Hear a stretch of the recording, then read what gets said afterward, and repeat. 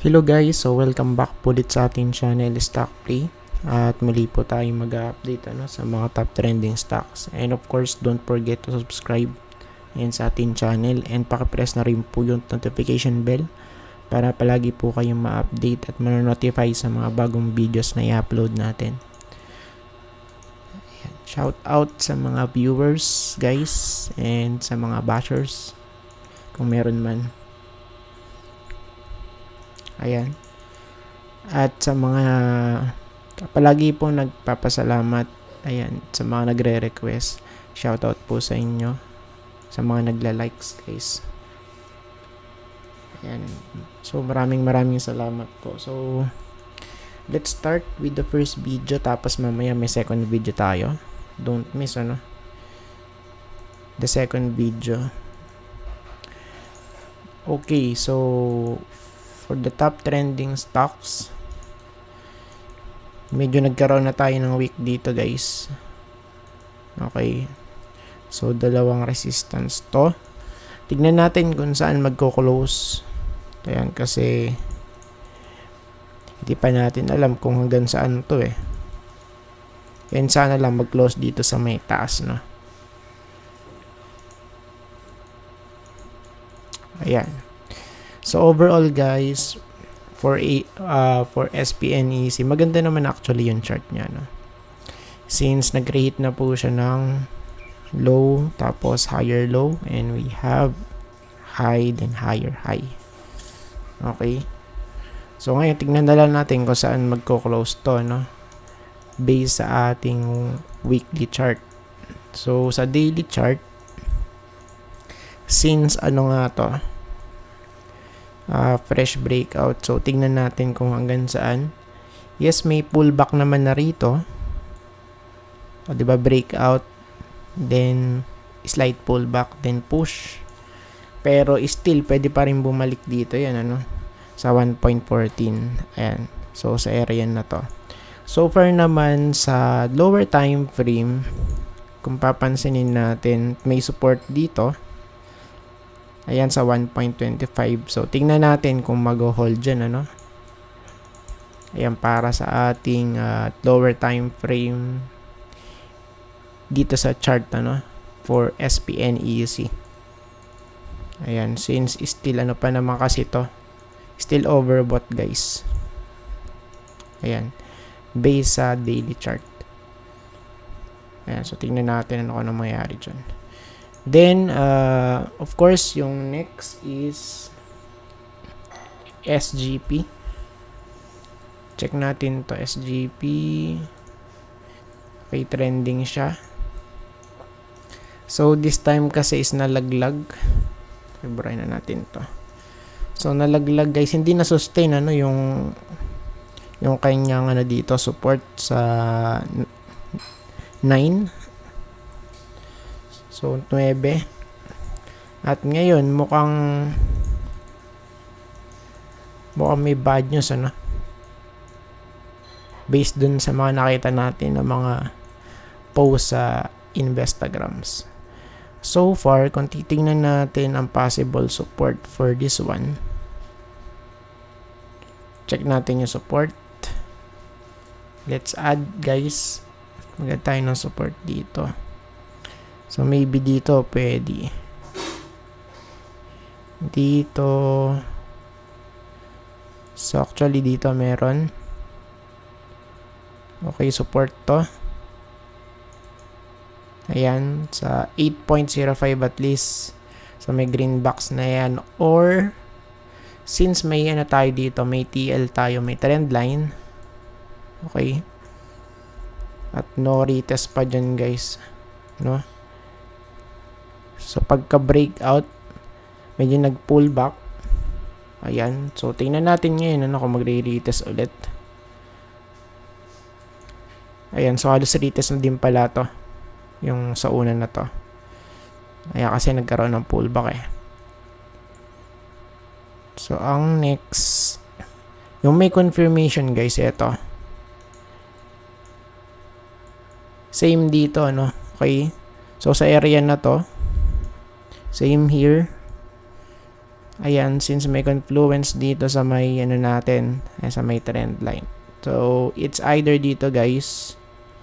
Ayan, so 8.05 or sabihin natin sa gitna, ano? Malapit sa 8.05 tapos yung second 7.5. Ayan. Somewhere here kasi may ano tayo dito, may TN. Just in case lang. Okay. Ayan, para meron tayong idea. Maybe pwede mag-create ng ano to, no? Double bottom pattern. Pwede, no? Since rejected siya rito, eh. Diba? So, pwedeng ganito yung makakreate niya, guys. Ayan. Save natin. Tapos, next. ASIN. Chill natin to. So, for ASIN, medyo namumula-mula. Nung last week is nagkaroon ng bounce, no? Ayan, pero still, tingnan pa rin natin. So, sa daily chart, okay, since nung nag-breakout, so breakout, okay, tapos pullback, then nag-create guys, and medyo nag-sideways. Ayan, so, for now, tignan natin kung ano yung mangyari for ASIN, ano. Ayan, pero yung support, base dito guys, ano, support, so I think dito sa may 5, 5.03, ano, so malapit sa 5, pero sa ano, pero sa gitna pwede pa rin tayong mag-add kasi ng support dito, eh. Ayan, so just in case lang na gusto nyo makakita ng ano dito, immediate support. Okay. So, ito yung immediate support for ASIN. 5.22. Yan. Since may, ano dito, ano.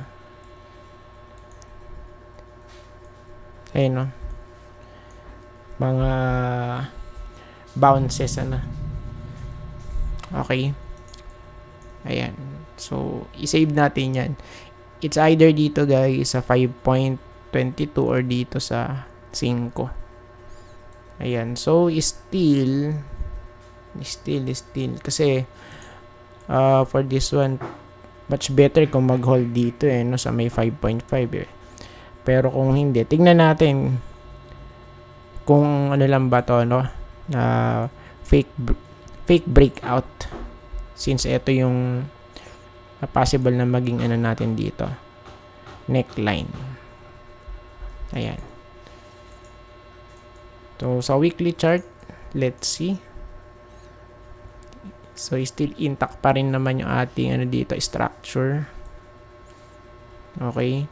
So, pwedeng ganito yung mangyari. Ayan. Inverse head and shoulder pattern, ano, for ASIN. So, still goods lang yan. Oh, next. Okay, so na-double pala yung ano, yung ASIN. So, baktawan natin. FCG muna tayo. Ayan. So, FCG. Looks good yung ano na to, no, itsura. Sideways. Right? Sideways siya, guys. Ayan, no. So, medyo bouncy right now. And, of course, it takes a little bit para kumbaga magkaroon ng price discovery. So, based dito, ating resistance still 0.82 and yung possible support somewhere here sa 0.77. And kasi yung close natin for FCG 0.79, ano. Ayan, still goods yung kanya itsura. So, ano lang siya, kumbaga, slow lang yung kanya pag-build up ng pace, no? Ayan. So, next. FCG, then converge. Okay. Converge naman. For converge, so medyo namumula talaga siya. And of course, expect the unexpected guys for this one. Yan. Pero for me, okay, so pwedeng bumalik dito guys sa 13.5 ano, 13.6. Okay, and from here, so ito na yun. So tingnan natin kung gaano kalalim to, no. Ayan. So kung mag-add tayo ng support, okay, pwede naman dito sa area na to. Ayan, so 14.5 at least.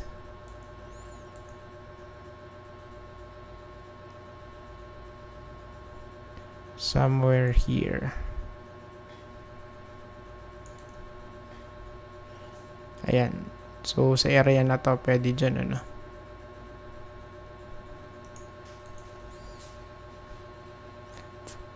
$14.4, 14.5. Okay, basta malapit dyan, guys. Okay, ayan, no?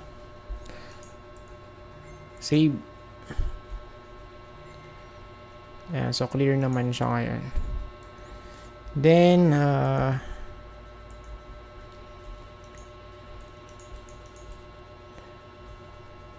so mag-add ba tayo? Ayan, so siguro mag-add pa tayo na isa, guys.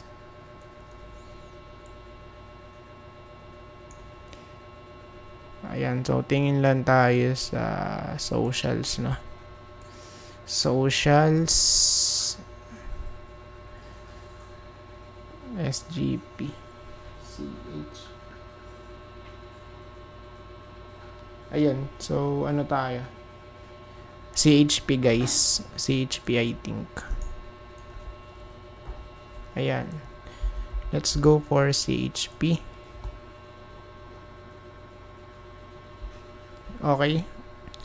So, dito guys, of course, let's check muna tong ano, no? Yung kanyang weekly chart. So, for now, medyo maganda yung kanyang structure dito. Okay. Yun nga lang,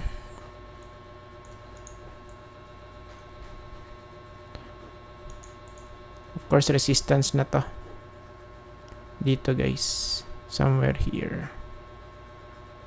Ayan, so resistance na to guys. For CHP. So, ngayon, kung mag-extend pa to, no?